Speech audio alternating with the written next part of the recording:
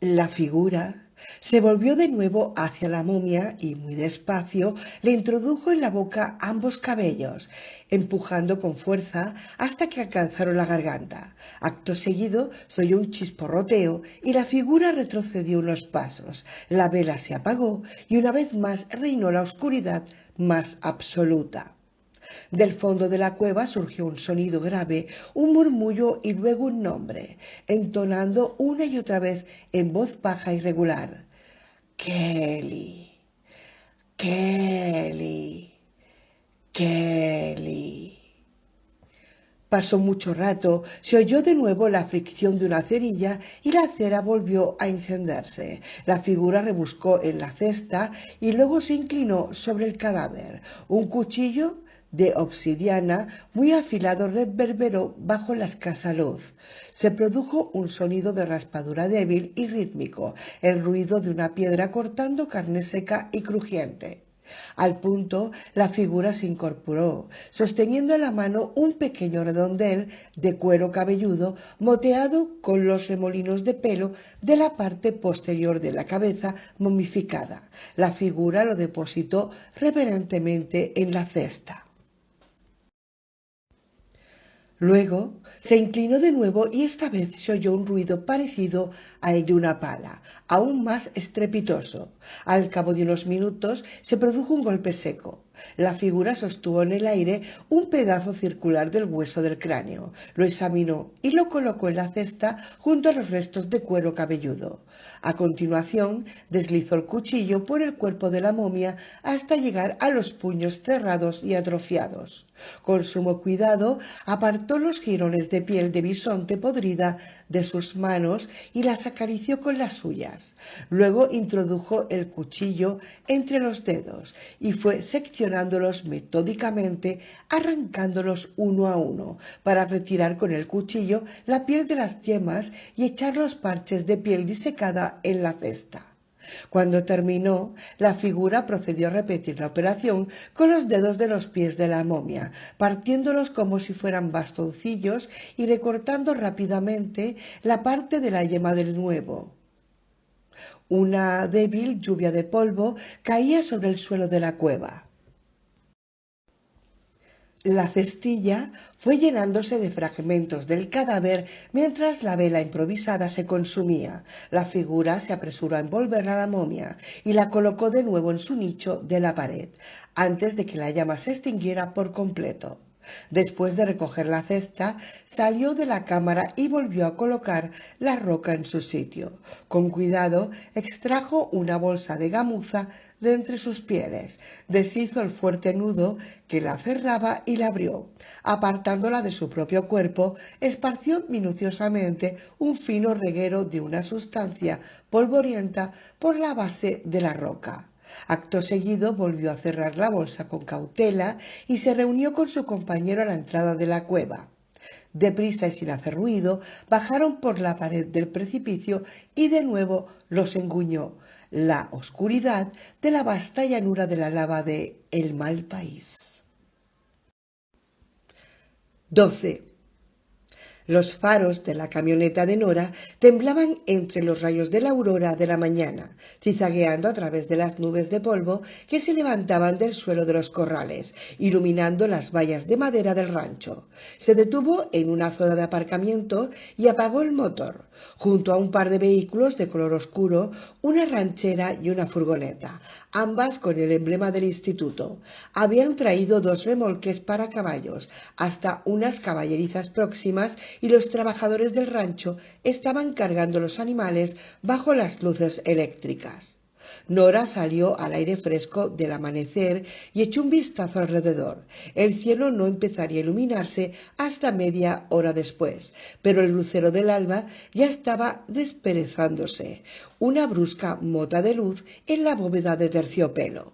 Los vehículos del instituto estaban vacíos y Nora sabía que todo el mundo debía de encontrarse en el círculo de la hoguera donde Godard tenía planeado presentar a los miembros de la expedición y ofrecer un breve discurso de despedida. Al cabo de una hora iniciarían el largo proyecto hasta Page, Arizona, al final del lago Powell. Había llegado el momento de conocer a los demás.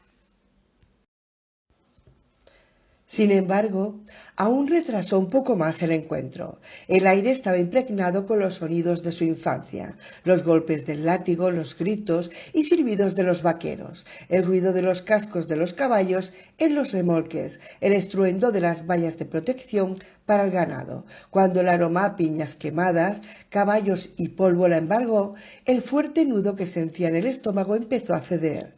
En los 3 días anteriores se había mostrado extremadamente prudente, atenta y vigilante, y pese a toda su atención no había vuelto a ver nada extraño que la alarmase. Habían completado la composición del equipo con bastante rapidez y discreción. Nadie ajeno al proyecto había oído una sola palabra acerca del mismo y una vez allí, lejos de Santa Fe, Nora advirtió que parte de la tensión que le había mantenido dolorosamente alerta todos aquellos días había empezado a aliviarse.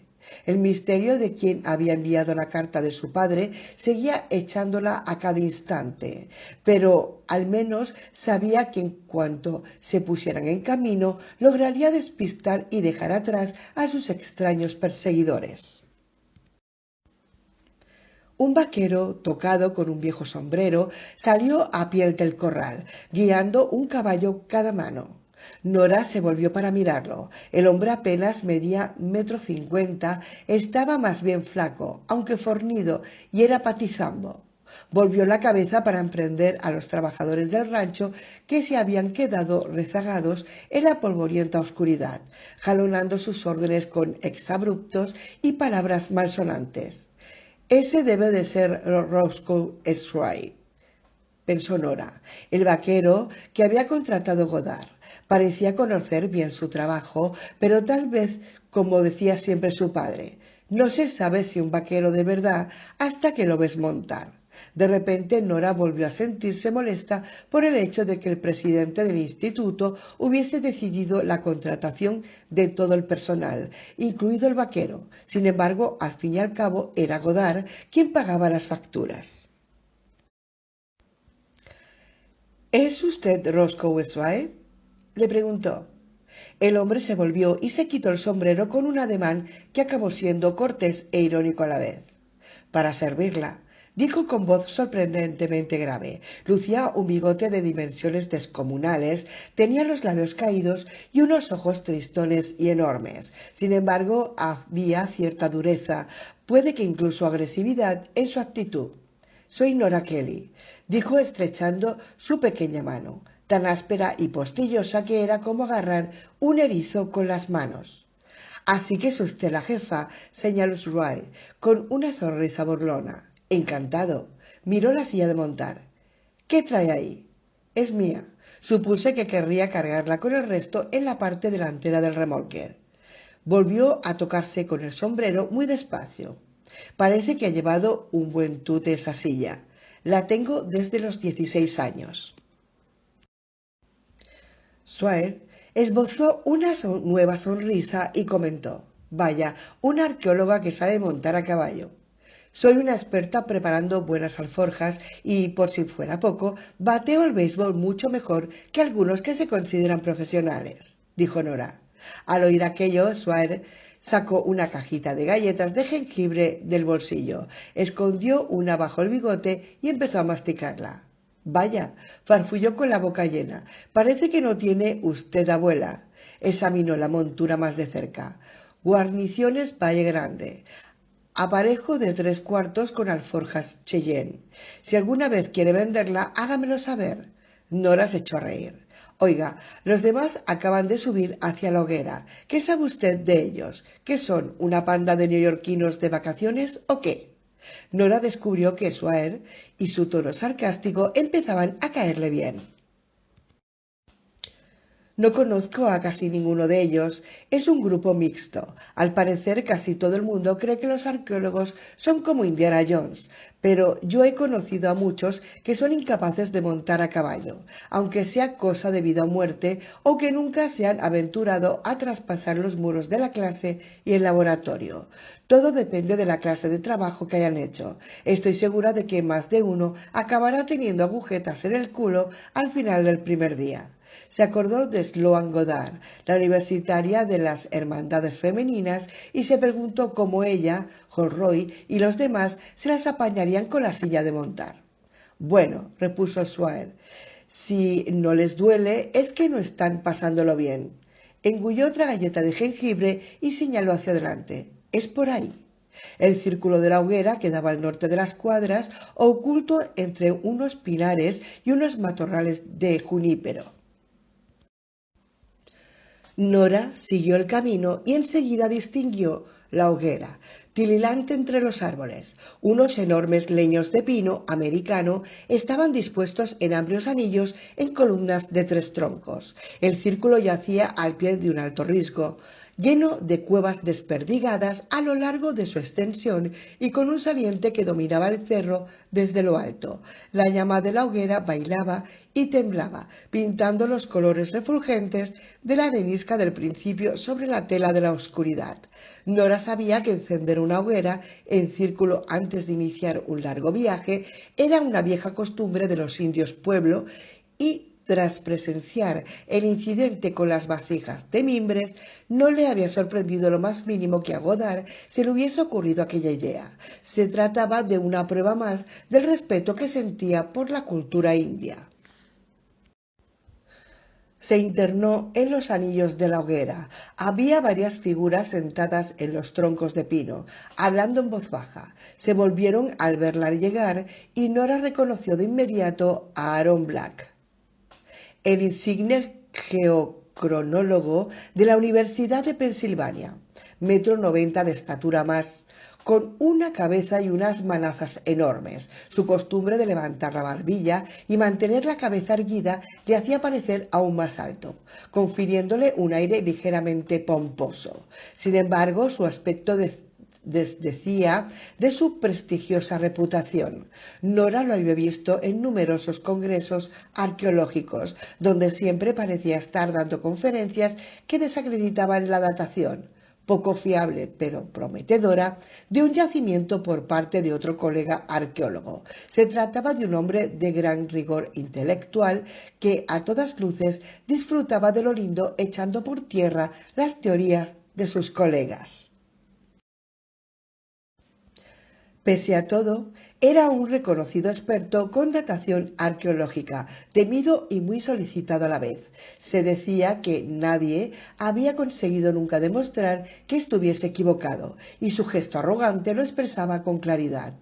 «Doctor Black», dijo Nora, dando un paso hacia adelante, «soy Nora Kelly». «Ah», exclamó Black, levantándose y estrechándole la mano, «encantado de conocerla». Parecía un poco confundido. Seguramente no le gustaba la idea de tener a una mujer joven como jefa, pensó.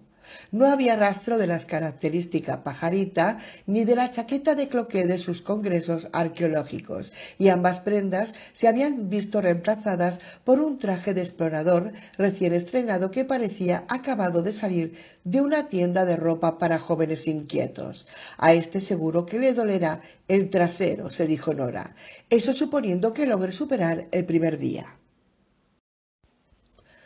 Holroyd se acercó y le estrechó la mano, le dio un breve y torpe abrazo y a continuación, sintiéndose incómodo y avergonzado, retrocedió unos pasos con gesto confundido. Tenía la cara radiante de un Boy Scout en su primera acampada y los ojos verdes le brillaban intensamente, llenos de ilusión.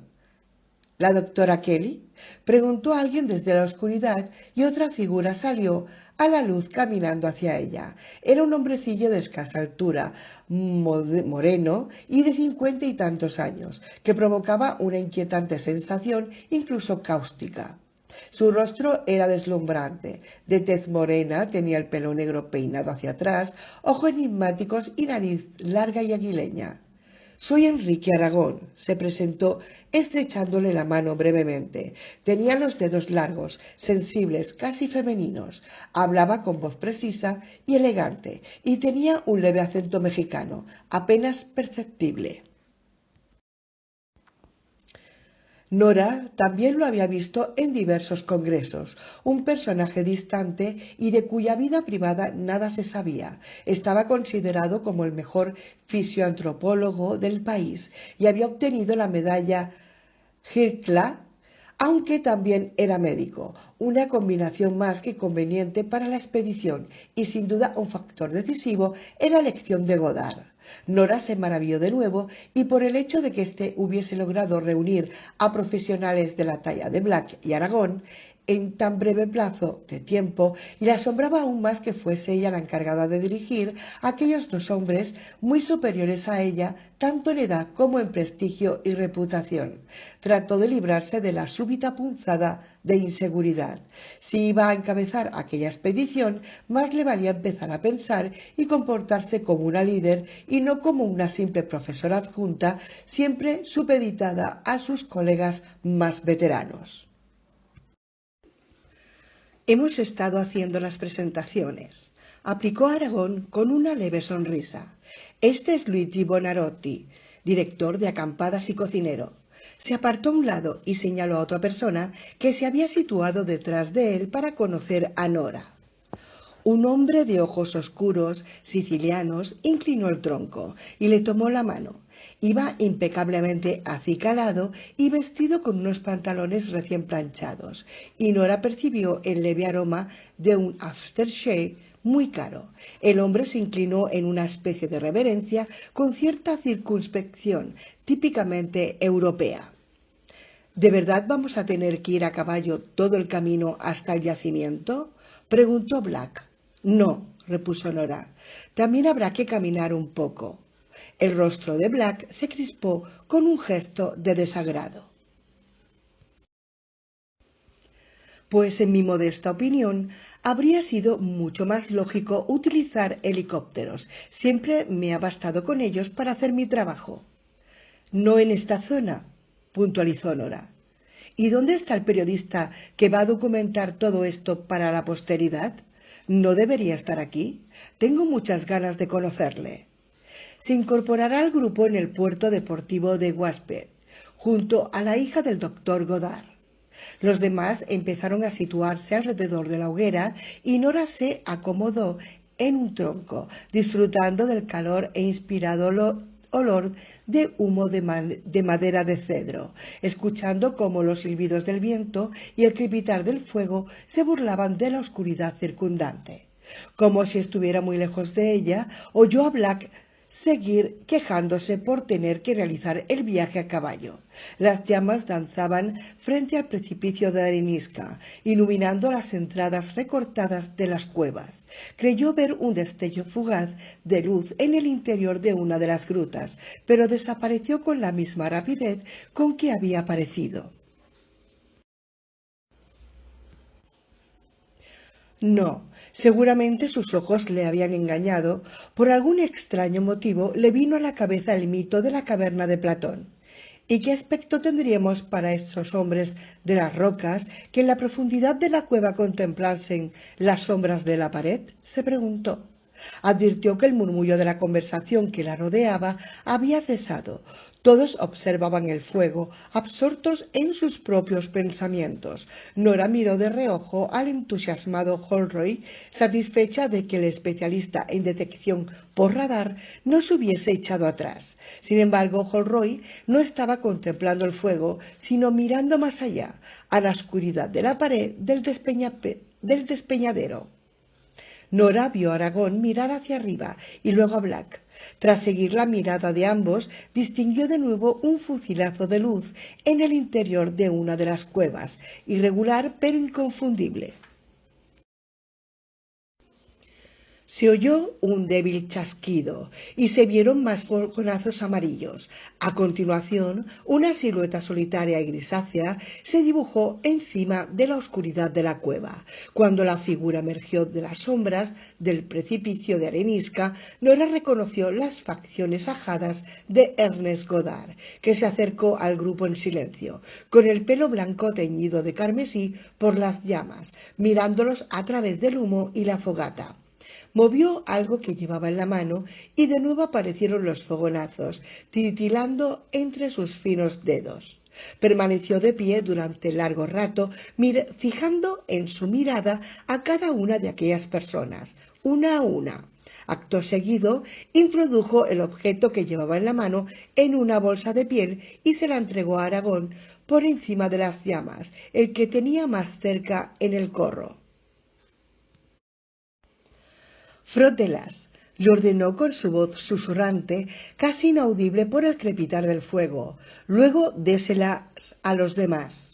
Cuando Aragón le dio la bolsa, Nora rebuscó en su interior y palpó 2 piedras duras y lisas. Las extrajo y las expuso a las llamas de la hoguera. Se trataba de 2 hermosas muestras de cuarzo que, a juzgar por su aspecto, debían de provenir del río, y llevaban grabado el dibujo de una espiral que era el símbolo del ritual Sipapu, la entrada Anasazi en el reino de los muertos. En ese instante Nora reconoció su significado.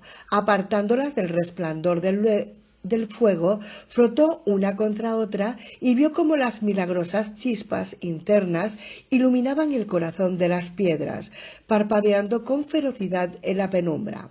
Al verla, Godard asintió con la cabeza. «Son piedras relampagueantes Anasazi», informó con su tono de voz habitual. «¿Son auténticas?», preguntó Holroyd, arrebatándoselas a Nora y sosteniéndosela frente al fuego. «Por supuesto», contestó Godard. «Proceden de un almacén de medicinas encontrado en la gran kiva de Quetzal. Antes creíamos que los Anasazi las empleaban en las ceremonias de la lluvia como símbolo de la aparición de los relámpagos, pero ahora no estamos tan seguros. La espiral grabada representa el Sipapu, pero también puede simbolizar un manantial. Nadie lo sabe con certeza». Tosió durante unos segundos. «Y eso es lo que he venido a decirles». En los años 60 creíamos saberlo todo acerca de los Anasazi. Recuerdo cuando el gran arqueólogo del suroeste, Henry Ash, les pidió a sus estudiantes que buscaran nuevos campos de investigación. «Este es como una naranja exprimida», solía decir. Sin embargo, ahora, después de 3 décadas de misteriosos e inexplicables descubrimientos, vemos que no sabemos prácticamente nada sobre los Anasazi. No entendemos su cultura, no entendemos su religión, no sabemos leer sus petroglifos ni sus pictogramas, no sabemos qué idiomas hablaban, no sabemos por qué plagaron el sudoeste de este país de faros, altares, rutas y estaciones de señalización. No sabemos por qué de repente, en 1150, abandonaron el cañón del Chaco, prendieron fuego a los caminos y se retiraron a los desfiladeros más remotos e inaccesibles de la zona, construyendo auténticas fortalezas en las paredes de los precipicios. ¿Qué sucedió? ¿De quién tenían miedo? Al cabo de un siglo abandonaron incluso estas fortalezas y dejaron la totalidad de la meseta del Colorado y la cuenca del San Juan deshabitada, alrededor de 80.000 kilómetros cuadrados. ¿Por qué? El hecho es que cuanto más cosas descubrimos, más inexplicables son esas preguntas. Ahora algunos arqueólogos creen que nunca llegaremos a conocer las respuestas. Su voz se hizo aún más audible. Pese al calor del fuego, Nora no pudo evitar estremecerse. «Pero tengo una corazonada», susurró con voz ronca. «Tengo la firme convicción de que Quivira encierra las respuestas a estos enigmas». Volvió a mirar a cada uno de ellos. «Todos ustedes están a punto de embarcarse en la aventura de su vida. Inician el camino hacia un yacimiento que puede llegar a ser el mayor descubrimiento arqueológico de la década, tal vez incluso del siglo. Pero no nos engañemos, Quivira será un lugar lleno de misterios, además de una revelación en sí misma.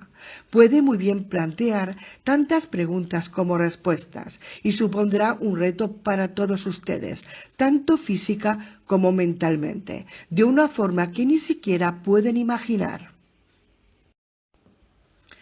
Habrá momentos de triunfo y desesperación, pero no deben olvidar ni por un solo instante que representan al Instituto Arqueológico de Santa Fe, y lo que éste representa es el ejemplo a seguir en investigación arqueológica y conducta ética. Miró a Nora de hito en hito y añadió: Nora Kelly lleva en el instituto solo 5 años, pero ha demostrado ser una excelente arqueóloga sobre el terreno. Está al mando de esta expedición. He depositado toda mi confianza en ella y no quiero que nadie lo olvide. Cuando mi hija se incorpore al grupo en Page, también se pondrá a las órdenes de la doctora Kelly. No puede haber ninguna confusión con respecto a quién encabeza esta misión. Retrocedió un paso del fuego, dirigiéndose de nuevo hacia la oscuridad del precipicio en saliente. Nora se inclinó esforzándose por oír sus palabras, mientras éstas, en un susurro, se mezclaban con el fuego crepitante. Hay quien piensa que la ciudad perdida de Kibira no existe. Creen que esta expedición es una locura, que estoy derrochando mi dinero. Temen incluso que pueda resultar un fracaso muy embarazoso para el instituto. Hizo una pausa. Pero la ciudad está allí. Ustedes lo saben y yo lo sé. Ahora pónganse en camino y encuéntrenla. 13. La expedición llegó a Page, Arizona, a las 2 de la tarde. Los remolques con los caballos iban seguidos por la ranchera y la furgoneta, abriéndose paso en caravana por la ciudad hasta llegar al puerto deportivo, donde fueron a parar al gigantesco aparcamiento de asfalto que había junto al lago Powell. Page era una de esas nuevas ciudades del oeste del país, sin apenas historia, que habían crecido sucias y feas como un sarpullido en medio del desierto. Los aparcamientos de autocaravanas y las casas prefabricadas donde vivían los más desfavorecidos se extendían hasta la orilla del lago a través de un paisaje yermo de árboles debido a la grasa y ceniza. En los límites de la ciudad se alzaban, con aire surrealista, las 3 columnas de humo de la central eléctrica Navajo Generation Station, cada una de las cuales casi alcanzaban los 300 metros de altura, despidiendo auténticas llamaradas de vapor blanco.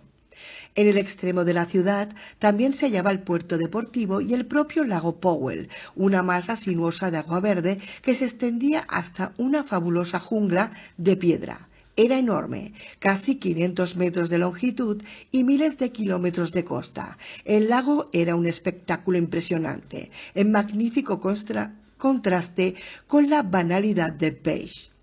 Hacia el este, la enorme cúpula de la montaña Navajo se erguía como un casquete negro, y los barrancos de la cima estaban todavía moteados por manchas de nieve. Lago arriba, los desfiladeros, las mesetas y los cañones se solapaban unos encima de otros, y la propia masa de agua formaba una especie de camino hacia un infinito hecho de arenisca y cielo. Al contemplar aquella vista, Nora meneó la cabeza. 35 años atrás, aquel había sido el cañón de Glen, el que John Wesley Powell había definido como el cañón más bello del mundo. Más tarde habían construido la presa del cañón de Glen y las aguas del río Colorado habían ido creciendo poco a poco hasta formar el lago Powell. El paraje, hasta entonces silencioso y solitario, al menos en los alrededores de Page, se vio invadido por el fragor de las embarcaciones deportivas y las motos acuáticas, ruidos que se mezclaban con el olor de tubos de escape, humo de tabaco y gasolina. El lugar tenía el aire surrealista de un asentamiento encaramado en los confines del mundo conocido. Junto a ella, Sawyer fruncía el entrecejo al mirar por la ventanilla. Había estado hablando de caballos casi todo el camino y Nora empezaba a sentir un gran respeto por el vaquero. No sé cómo les va a sentar a los caballos ir flotando sobre una barcaza, comentó. Quizá acabemos dándonos un buen chapuzón en el agua. Podremos subir los remolques a la barca y desengancharlos, replicó Nora. No hace falta que hagamos bajar a los caballos. Hasta que lleguemos a la otra orilla, querrá usted decir. Sawyer acarició el tupido bigote. Parece que esa tal Sloan no da señales de vida, ¿no? Nora se encogió de hombros. Se suponía que Sloan Goddard iba a volar directamente hasta Pace para reunirse con ellos en el puerto deportivo, pero no había rastro de ninguna ex universitaria entre la multitud rolliza y de tripa oronda que merodeaba por los muelles. Tal vez estuviese esperándole en el refugio equipado con aire acondicionado del despacho del encargado. Los dos remolques aparcaron en la amplia zona de estacionamiento de la plataforma de acceso a los barcos. La furgoneta y la ranchera llegaron detrás y el grupo pronto se reunió de nuevo bajo el calor sofocante, seguido de los 4 empleados del instituto que conducirían los vehículos de vuelta a Santa Fe. Allí abajo, junto al agua, Nora contempló el puerto deportivo de Whitebait en todo su esplendor: vasos de espuma de poliestireno, latas de cerveza, bolsas de plástico y pedazos flotantes de periódico cabeceaban en los bajíos de agua marrón que rodeaban la parte interior de la plataforma. Prohibido el esquí acuático en sentido contrario a las agujas del reloj, rezaba un cartel, mientras que otro anunciaba: todo el mundo a pasárselo bien. Filas interminables de casas flotantes amarrados a los muelles cubrían la orilla en todas direcciones. Gigantescas autocaravanas metalizadas meciéndose sobre las aguas. Estaban pintadas de colores llamativos: verdes y amarillos fosforescentes, marrones como de poliéster, y tenían nombres tan cursis como Mi casita y El orgullo de papá.